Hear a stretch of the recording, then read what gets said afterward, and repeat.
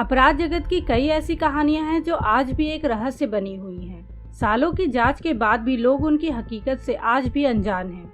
आज की कहानी भी इन्हीं कहानियों में से एक है, जहां एक शख्स ने अकेले दम पर यात्रियों से भरा हवाई जहाज हाईजैक किया और फिर फिरौती में मांगे करोड़ों रुपयों को लेकर हवा में ही गायब हो गया। दुनिया की सबसे बेहतरीन माने जाने वाली जांच एजेंसी FBI भी आज तक उसका पता नहीं लगा सकी। तो वो शख्स कौन था और आखिर 50 साल की जांच के बाद भी क्यों FBI उस केस को सॉल्व नहीं कर पाई?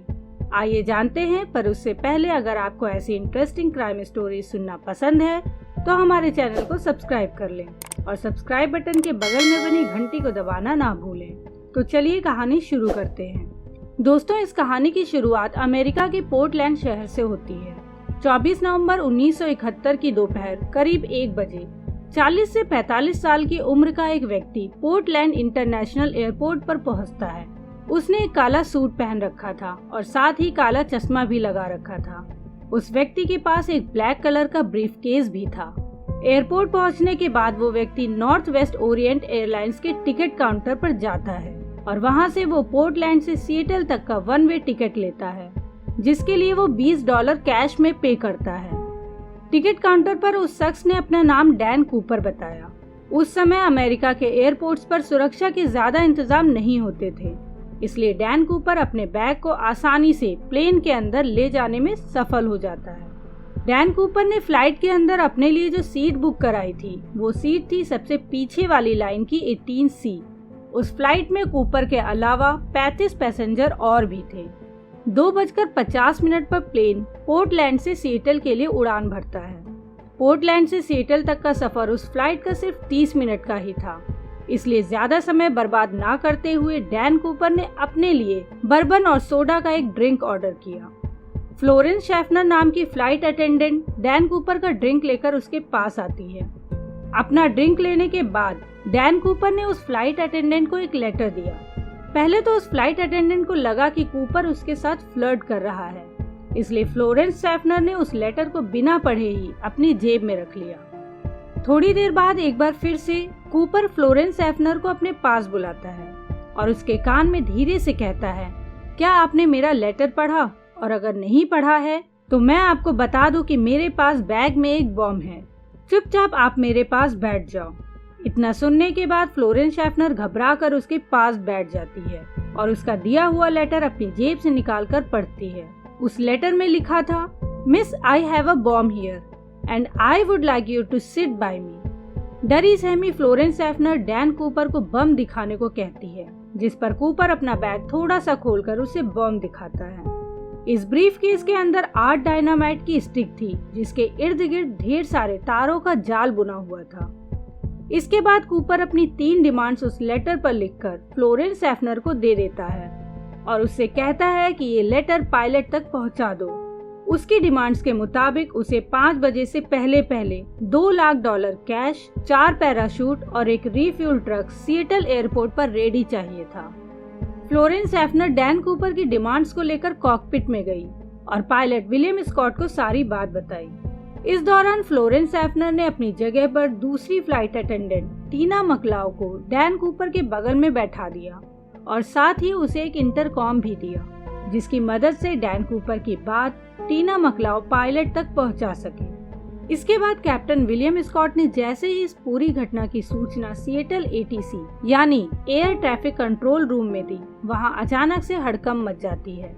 एयरपोर्ट अथॉरिटी ने तुरंत इस हाईजैकिंग की सूचना लोकल पुलिस और FBI को दी और साथ ही एयरपोर्ट सिक्योरिटी को अलर्ट भी कर दिया।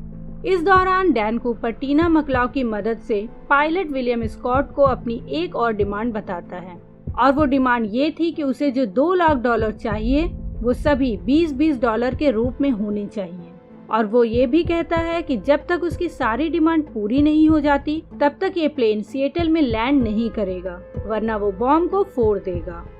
FBI और एयरपोर्ट अथॉरिटी के पास डैन कूपर की डिमांड्स मानने के अलावा और कोई चारा भी नहीं था, क्योंकि अब तक वो प्लेन सिएटल शहर में पहुंच चुका था और एयरपोर्ट के चारों तरफ चक्कर काट रहा था। इस दौरान प्लेन में बैठे बाकी सभी 35 पैसेंजर इस बात से अब तक अनजान थे कि उनकी फ्लाइट हाईजैक हो चुकी है उनको तो अभी तक बस यही बताया गया था कि कुछ टेक्निकल प्रॉब्लम की वजह से लैंडिंग में देरी हो रही है।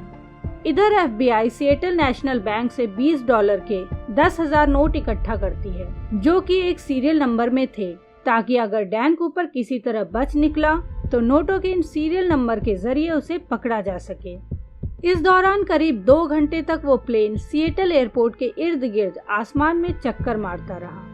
5:25 पर सिएटल एयरपोर्ट अथॉरिटी ने पायलट विलियम स्कॉट के जरिए डैन कूपर तक ये बात पहुंचाई कि उसकी सारी शर्तें पूरी कर दी गई हैं। इसके बाद 5:45 पर यह प्लेन सिएटल के टकोमा इंटरनेशनल एयरपोर्ट पर लैंड करता है। जिस प्लेन को कूपर ने हाईजैक किया था उसका नाम था बोइंग 727। उस वक्त बोइंग 727 ही इकलौता ऐसा प्लेन था जिसके गेट पीछे की ओर से भी खुलते थे।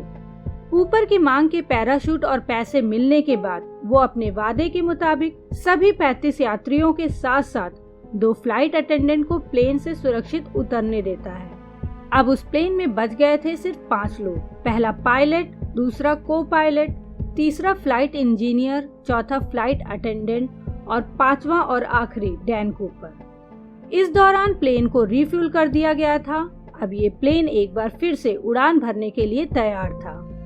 शाम को करीब 7:30 बजे ये प्लेन टकोमा इंटरनेशनल एयरपोर्ट से टेक ऑफ करता है। प्लेन के टेक ऑफ करने के बाद डैन कूपर अपने बगल में बैठी टीना मकलाउ के जरिए पायलट तक कुछ खास निर्देश पहुंचाता है। डैन कूपर चाहता था कि प्लेन के लैंडिंग गियर्स खुले रहें, ऑल्टीट्यूड 10,000 फीट हो, स्पीड 200 माइल्स पर आवर से ज्यादा ना हो और प्लेन को सीधा मैक्सिको सिटी लेकर जाया जाए। पायलट ने डैन कूपर की सारी बात मान ली, पर उसने डैन कूपर को ये बताया कि इस प्लेन में इतना फ्यूल नहीं है जिससे ये डायरेक्ट मैक्सिको सिटी तक पहुंच सके, इसलिए प्लेन को दोबारा रिफ्यूल करना पड़ेगा। और रिफ्यूल के लिए पायलट ने डैन कूपर को 2 ऑप्शन दिए, एक था रीनो और दूसरा था फीनिक्स।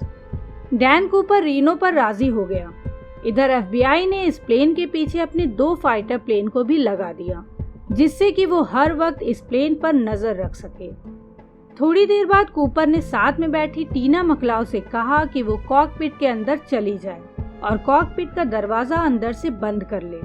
टीना उसकी बात सुनकर कॉकपिट के अंदर चली जाती है और जब वो कॉकपिट का दरवाजा बंद कर रही होती है तब उसने आखिरी बार कूपर को देखा, जो उस समय पैराशूट को पहनने की कोशिश कर रहा था।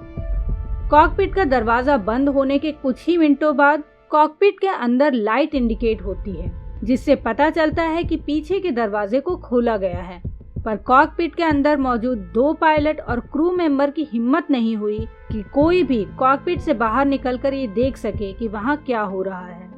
रात लगभग 10 बजे ये प्लेन रीनो के ताहोई इंटरनेशनल एयरपोर्ट पर लैंड करता है।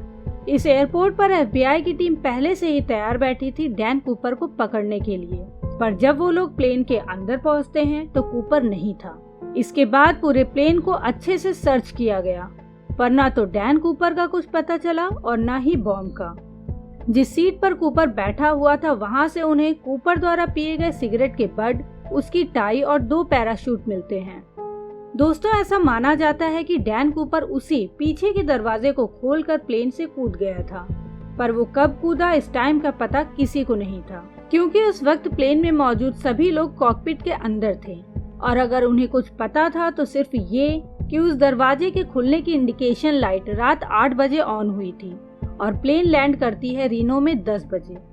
अब FBI के सामने मुसीबत ये थी कि कूपर इन 2 घंटों के दौरान कब और कहां कूदा, इसकी एग्जैक्ट जानकारी उनके पास नहीं थी। यहाँ तक कि डैन कूपर की कोई भी तस्वीर FBI को अपनी सर्च ऑपरेशन के दौरान नहीं मिली। टीना मकलाउ की मदद से डैन कूपर के हुलिये का स्केच बनवाया गया, लेकिन इससे भी FBI को कोई मदद नहीं मिली। फ्लाइट रिकॉर्डर की मदद से FBI ने एक सर्च एरिया को मार्क किया, जहां पर प्लेन का पिछला दरवाजा खुला था। ये 45 से 50 स्क्वायर किलोमीटर का सर्च एरिया घने पहाड़ों और जंगलों से घिरा हुआ था। एरियल टीम और लैंड सर्च टीम ने इस पूरे एरिया का चप्पा चप्पा छान मारा, मगर डैन कूपर का कहीं भी कुछ पता नहीं चला। एक तरफ जहां FBI के हाथ हर बार निराशा ही लग रही थी, तो वहीं दिन प्रतिदिन डैन कूपर पूरी मीडिया में छाता चला जा रहा था। इसी दौरान एक न्यूज़पेपर ने गलती से डैन कूपर का नाम डीबी कूपर लिख दिया, जिसके बाद लोगों को ये नाम ज्यादा पसंद आने लगा और इस तरह से एक न्यूज़पेपर की छोटी सी गलती के कारण डैन कूपर का नाम डीबी कूपर पड़ गया और आज भी हम सब उसे इसी नाम से जानते हैं। खैर, एफबीआई की बहुत सी छानबीन के बाद भी जब कूपर का कुछ पता नहीं चला तो उन्होंने अपनी कुछ रिपोर्ट में ये भी माना कि शायद लैंडिंग के दौरान डैन कूपर की मौत हो गई होगी, पर इसका कोई प्रमाण उनके पास नहीं था क्योंकि ना तो कूपर की लाश कभी मिली, न पैसों का बैग और ना ही पैराशूट कभी मिल पाया। लेकिन घटना के 8 साल बाद 10 फरवरी 1980 को 8 साल के ब्रायन इनग्रम नाम के एक बच्चे को कोलंबिया नदी के किनारे अपने परिवार के साथ लकड़ी इकट्ठा करते हुए रेत के नीचे दबे हुए $20 के नोटों के 3 बंडल मिलते हैं। बहुत सालों से रेत के नीचे दबे होने के कारण नोट खराब हो गए थे, पर बीच के कुछ नोट अभी भी सुरक्षित थे और जब अधिकारियों ने इन नोटों के सीरियल नंबर को डैन कूपर को दिए गए नोटों के सीरियल नंबर से मिलाया तो वो मैच कर जाते हैं। इस घटना के बाद कूपर के केस ने फिर से तेजी पकड़ी। ये नोट यहाँ कैसे पहुँचे, इस पर बहुत विवाद हुआ। किसी का कहना था कि कूपर ने फिरौती में मांगे नोटों का कभी इस्तेमाल नहीं किया और उन्हें यहाँ छुपा कर रख दिया था, और किसी का कहना था कि पैराग्लाइडिंग के समय नोट के कुछ बंडल कूपर के बैग से गिरकर यहाँ आ गए होंगे। ऐसी ही बहुत सी कहानियां बनाई गई, पर जब इस बीच की खुदाई की गई तो यहाँ भी एफबीआई को कुछ नहीं मिला। इस घटना के बाद भी कूपर का कुछ भी पता नहीं चल पाया, लेकिन डीबी कूपर की हाईजैकिंग के बाद उससे जुड़ा ये पहला सबूत मिला था। डीबी कूपर के इस केस के बारे में साल दर साल बहुत सी छानबीन होती रही, लेकिन कोई भी पुख्ता सबूत कभी भी नहीं मिल पाया और आखिरकार हाईजैकिंग के 45 साल बाद 2016 में इस केस को एफबीआई द्वारा बंद कर दिया गया। डीबी कूपर कौन था और कहां चला गया ये तो कभी भी पता नहीं चल पाया, लेकिन उसके हाईजैकिंग के तरीके ने उसे दुनिया के सबसे शातिर चोरों में से एक बना दिया। और तो और एक चोर होते हुए आज भी वो अमेरिका का एक मशहूर हस्ती बना हुआ है। तो दोस्तों, ये थी आज की कहानी। आप सबको ये कहानी कैसी लगी हमें कमेंट में लिखकर जरूर बताएं। और हाँ दोस्तों, जाने से पहले वीडियो को लाइक और चैनल को सब्सक्राइब करना ना भूलें। तो मिलते हैं आपसे एक नए वीडियो में एक नई कहानी के साथ। तब तक के लिए बाय बाय, टेक केयर, शब्बा खैर।